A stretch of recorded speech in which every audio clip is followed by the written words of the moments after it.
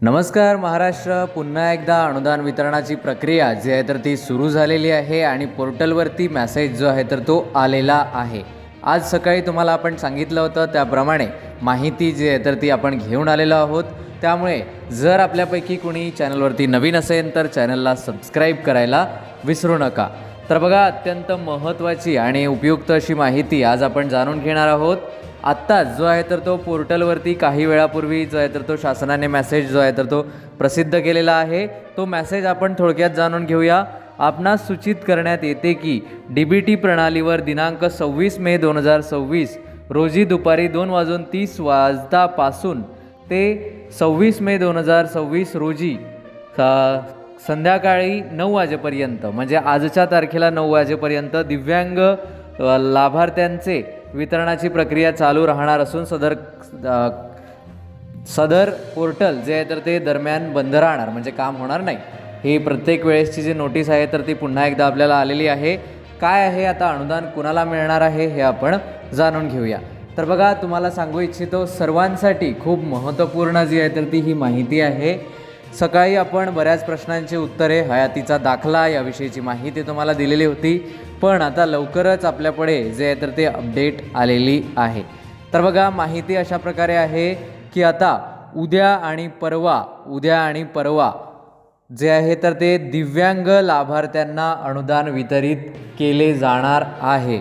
तुम्ही म्हणाल की सर, हा दिव्यांगांसाठी तिसरा मेसेज आहे, पण निराधार किंवा विधवा महिला यांना लाभ कधी मिळणार हे तुम्ही मला नक्की विचारणार. तर बरोबर आहे, तुमचा प्रश्न देखील खूप महत्त्वाचा आहे, ते देखील आपण जाणून घेऊया. परंतु त्याआधी जर आपल्यापैकी कुणी चॅनलवरती नवीन असेल तर चॅनलला सबस्क्राईब करायला विसरू नका. बघा, तुम्हाला सांगू इच्छितो, जे राहिलेले दिव्यांग आहेत, म्हणजे ज्या लाभार्थ्यांना अद्यापही, असे बरेच दिव्यांग आहेत ज्यांना 2 महिन्याचं अनुदान अद्यापही मिळालेले नाही आहे, तर दिव्यांग विभागाने ही मोहीम हाती घेतली आहे की प्रत्येक दिव्यांगांना अनुदान मिळाले पाहिजे. कधीपर्यंत? 31 ऑक्टोंबरपर्यंत. मागे याचा आपण व्हिडिओ टाकलेला आहे की तोपर्यंत तुम्हाला ते अनुदान मिळेल, तुमच्याकडे डिसॅबिलिटी कार्ड जुने असले तरी देखील. ठीक आहे.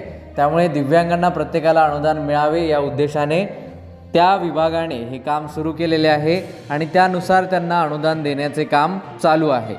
परंतु एक आतली बातमी अशा पद्धतीने आहे, जरी सूचना, काळजीपूर्वक ऐका, जरी सूचना दिव्यांगांच्या आल्या असल्या तरी मात्र यावेळेस अनुदान जे आहे तर ते काही इतर लाभार्थ्यांना देखील येणार आहे. होय, तुम्ही बरोबर ऐकलं आहे.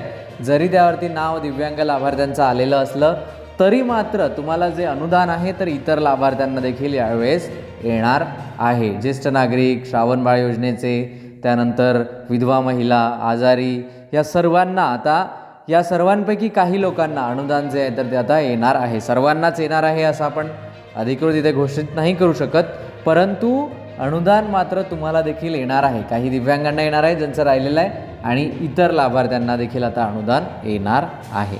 यासंबंधीचा स्वतंत्र मेसेज जो आहे तो पुढे येईल, परंतु उद्या आणि परवा देखील काही लाभार्थ्यांना, हा शब्द लक्षात ठेवा, येणार आहे. सर्व लाभार्थ्यांना नाही, काही लाभार्थ्यांना येणार आहे. ठीक आहे. तर अशा प्रकारे आजची ही महत्त्वपूर्ण माहिती होती.